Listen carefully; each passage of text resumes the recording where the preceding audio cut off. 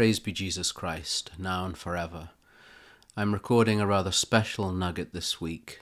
I'm recording today on the Feast of the Transfiguration, the 6th of August. 10 years ago, the ISIS terrorists, jihadi terrorists, who were sweeping all across the Middle East from long before and are continuing to do so, drove out all the Christians from the Nineveh plain, the ancient homeland of Christians in Iraq, where Jonah the prophet had preached. This is the 10th anniversary. So I wanted to tell you a little bit about our history. Perhaps many of you know it, but also some don't, and what we're trying to do and what we're hoping to do for the future. Mosul, of course, the city of Nineveh.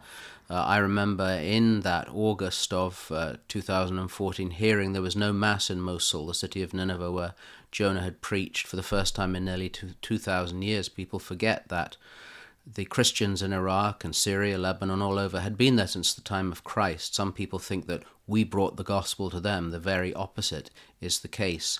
So Nazarene began by me being so affected. We tried to raise money initially to feed and house. We used the Arabic N, the Nun, which you see behind me, the symbol that ISIS used to mark Christians as believers, from Nasrani, Nazarene, Christian, a symbol now of solidarity with Christians. We raised money for ACN, Aid to the Church in Need, to feed and house. I went to Iraq early in 2015, saw the terrible conditions, and went many, many times since then, began to receive that call, perceive that call to dedicate my priesthood particularly to aid and advocacy for persecuted Christians throughout the world.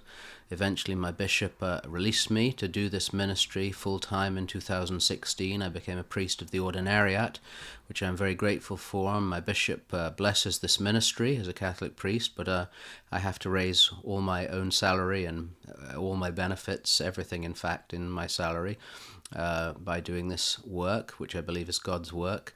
And advocacy is particularly important as a priest doing this. I'm probably the only priest certainly in the English-speaking world, but perhaps in the world, doing this ministry. Just a few weeks ago I was preaching in a parish in Connecticut, and it's amazing still, after all these years, people are still saying they know nothing of the persecution of Christians, the worldwide persecution. And we know, of course, the media doesn't cover it, Christians don't matter, but it has to be said the church is at fault.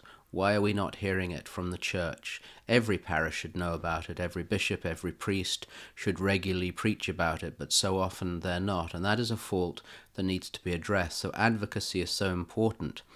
10 years later now, we're at 10 years of this anniversary. 10 years later, we are in 5 countries, this little charity, this tiny charity, and we're in 5 countries: Iraq, Syria, Lebanon, Egypt, and Armenia. In Iraq alone, we now support more than 40 family businesses. Our unique concept, and it is unique, when we started, virtually no one was doing it. Still they're not. None of the big charities are doing it. We microfinance small family businesses, little businesses, people who have an idea, form a business. We give them the money, again, not very much comparatively compared to doing a startup in the US or the UK, $8,000, $9,000, $10,000. They start a little business, they keep their family in their country, they don't migrate, they keep Christians in the Middle East, they help their children have a future, they survive, they don't just survive, they thrive. And it's a great blessing, it's a great joy, and I have to thank you all who have supported through all these years. A number of you have supported almost from the beginning, but also those of you who are newer, who support us regularly with your contributions.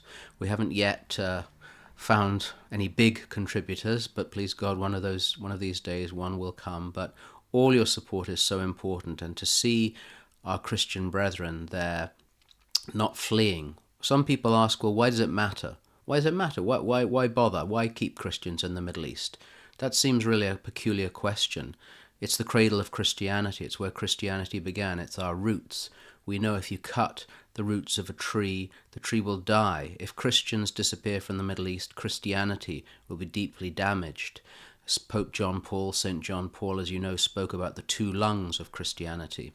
the lung of the east and the lung of the west. Well, if we destroy one of the lungs in the body will suffer. So keeping Christians in their homeland with our roots, with our Semitic roots, is so important, and especially keeping families and small businesses, which is what we're doing. What can you do on this anniversary? Well, always I ask you to pray. That isn't a last resort, as I often say. It's a first resort. Pray every day for our brethren. As you know, we've also started the shrines. We have 5 shrines now in the world for persecuted Christians. We have several more coming up on the horizon. So pray every day. Advocate. All of you who are voters can speak to your representatives, your government representatives, asking about the persecution of Christians, asking why aid is given to countries that persecute Christians. And last, yes, that aid. You can help us. We appreciate your support. You can help us. We continue to need these small donations that keep us going. If you've had a good year, I'd ask you to give us generously. If you've had a okay year, I'd ask you to help us generously. If you've had a tough year, which many of you have, I know, I'd ask you to give sacrificially. So once again, thank you for your support on this very special day.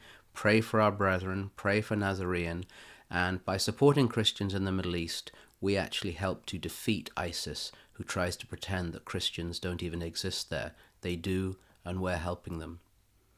Brethren, be sober, be vigilant, because your adversary the devil, like a roaring lion, walketh about, seeking whom he may devour.